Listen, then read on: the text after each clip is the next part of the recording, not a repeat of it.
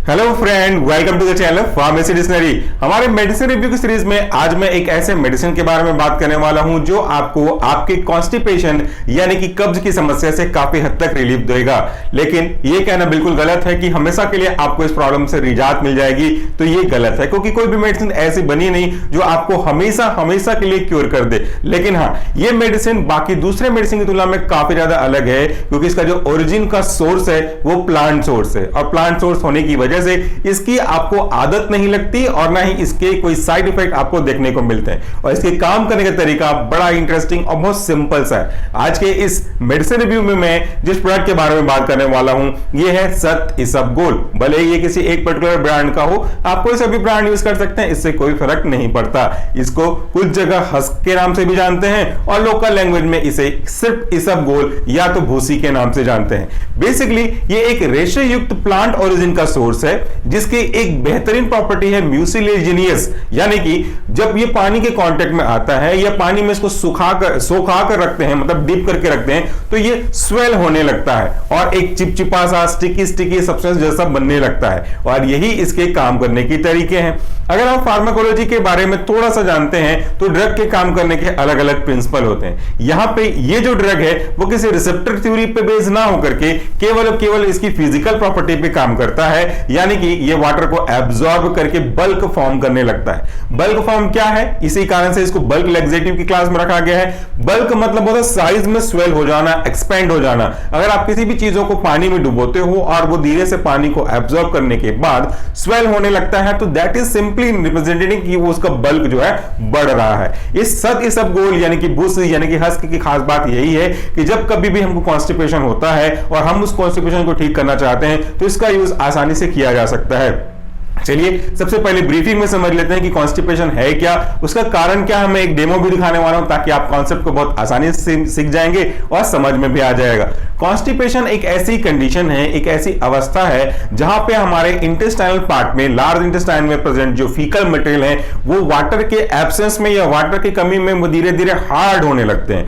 Hard होने लगेगा तो उसको एक्सपेल करने में थोड़ी सी दिक्कत का सामना करना पड़ता है हमारे बॉडी को, हमारे कोलोन को, just because of peristaltic movement. तो वो अच्छे से पास नहीं होते और अच्छे से बॉडी से बाहर इवैक्यूएट निकाले नहीं जा सकते, तो वो कब्ज के रूप में आपकी बॉडी में लंबे समय तक रहता है। इसी कारण के प्रॉब्लम को हम कब्ज बोलते हैं और हमको बेचैनी, घुटन, पेट में दर्द या फिर गैस का फॉर्मेशन होने लगता है। कारण क्या है? पानी का अधिक अब्जॉर्बिशन हो जाना आपके कोलोन के द्वारा, या आपके पानी का इंटेक कम हो जाना। क्योंकि पानी अगर कोलोन में से स्टूल से खींच करके कोलोन की ओर जा रही है तो जो स्टूल है धीरे धीरे ड्राई होता जाएगा। यहां पे दो तरह से मूवमेंट होते हैं, या तो पानी कोलोन की ओर आएगा स्टूल से, या दूसरे केस जब हम बात करेंगे आगे जाकर लूज मोशन में, तो वहां पे कोलोन के आसपास की पानी उस स्टूल के पास, उस रेक्टल पार्ट में जो प्रेजेंट स्टूल है उसकी तरफ बहता है, तो वहां पे वो ढीला होने लगता है। तो दोनों का केस समझ में आ गया। अब यहां पे प्रॉब्लम है, यहीं पे सॉल्यूशन तो है। अगर आपने ये देखा कि पानी की कमी से आपका स्टूल हार्ड हो रहा है और कॉन्स्टिपेशन हो रहा है, तो हमको उसको पानी सफिशिएंट मात्रा में प्रोवाइड करना चाहिए। साथ में एक ऐसा एजेंट दे जो वाटर की अवेलेबिलिटी को इंश्योर करे, साथ में उसको थोड़ा सा पुशअप भी करता चले। यही काम करता है हमारा सत इसबगोल। चलिए मैं आपको इसके कॉन्सेप्ट के बारे में बताता हूं। देखिएगा मेरे हाथ में एक क्ले है जो बच्चे खेलते हैं, जिनका यूज वो किसी स्ट्रक्चर को बनाने में करते हैं, बस वही क्ले मेरे हाथ में रखा हुआ है। अभी बिल्कुल नया है, तो ये बहुत सॉफ्ट है, इसको मैं जैसा चाहूं वैसा मोल्ड कर सकता हूं। हालांकि ये एग्जांपल आपकी पर्टिकुलर इस एग्जांपल को जस्टिफाई करेगा ताकि आप कॉन्सेप्ट को समझ सके।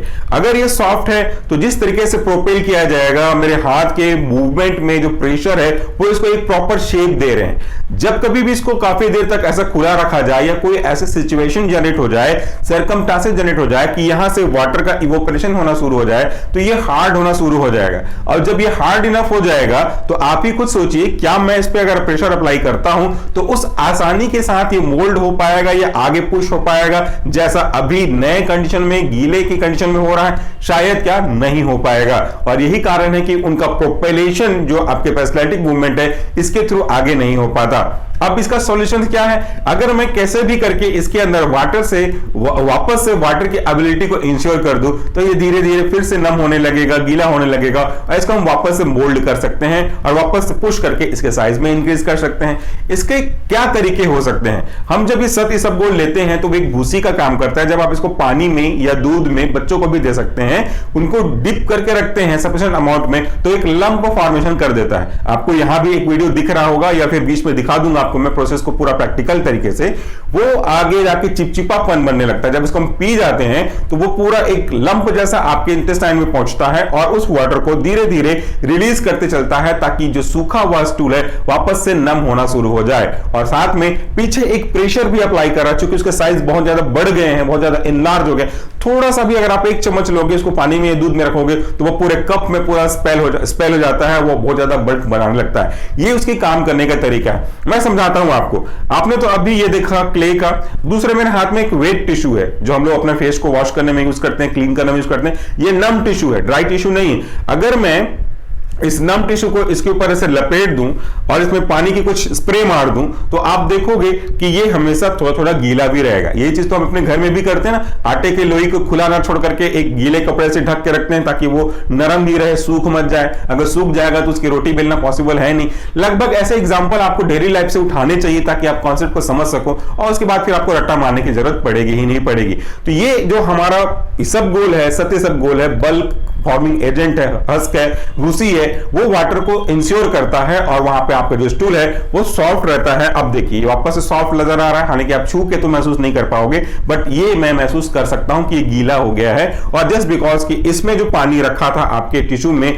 इसने अपने वाटर को इसके ऊपर डल देने से ट्रांसफर कर दिया। अब इसको नमी बना करके रखने का काम कर रहा है। अब देखिए इसको लेना कैसे होता है। इसको आप तब लें जब आप सोने वाले हो, जब आप खाना खा चुके हो, कुछ घंटे बाद बैठे हुए हो, जब आप फाइनली बेड पे जाके सोने वाले हैं, उस समय इसको आप ले सकते हैं। डिपेंडिंग ऑन द कंडीशंस, आप 2-3 चम्मच इसको एक पानी में डुबो कर रखिए। जब वो स्वेल हो जाएगा तो आप इसे पी लें। कुछ लोग शक्कर भी लगाना चाहते हैं, शक्कर लगा सकते हैं। कुछ लोग दूध के साथ डुबो कर रखना चाहते हैं, वो भी कर सकते हैं। जब आप इसे आप पूरा मिक्स करके लंप फॉर्मेशन करके इंगल्फ करेंगे, उसके बाद 1 या 2 गिलास पानी जरूरी रूप से बाहर से और ले लें। मतलब आपने इसको मिला करके पी लिया, उसके बाद 1 या 2 गिलास जितना आप सह सकते हो पानी और पी जाइए, खाली पानी पी जाइए। इससे वो वाटर को और अच्छे से एब्जॉर्ब करेगा और वाटर को और अच्छे से उस आपकी कोलोन पार्ट में प्रेजेंट स्टूल को डिलीवर करेगा, जिससे जो हार्ड स्टूल हो चुका है वो धीरे धीरे सॉफ्ट होने लगेगा और वो फिर आसानी से पेरिस्टाल्टिक मूवमेंट के थ्रू इवैक्यूएट हो जाएगा आपकी बॉडी से, और आपकी जो कॉन्स्टिपेशन की प्रॉब्लम है वो सॉल्व हो जाएगी।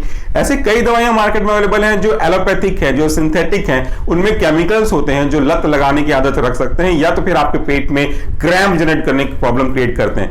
ये ऐसा कुछ भी नहीं करता, ये बहुत ही सिंपल तरीके से काम करता है। कोई हैबिचुएशन कॉज नहीं करता, कोई साइड इफेक्ट जनरेट नहीं करता, इसलिए इसका आप यूज आराम से कर सकते हैं। सो आज की वीडियो के लिए इतना ही। Thank you so much for this video. नमस्कार, टेक केयर।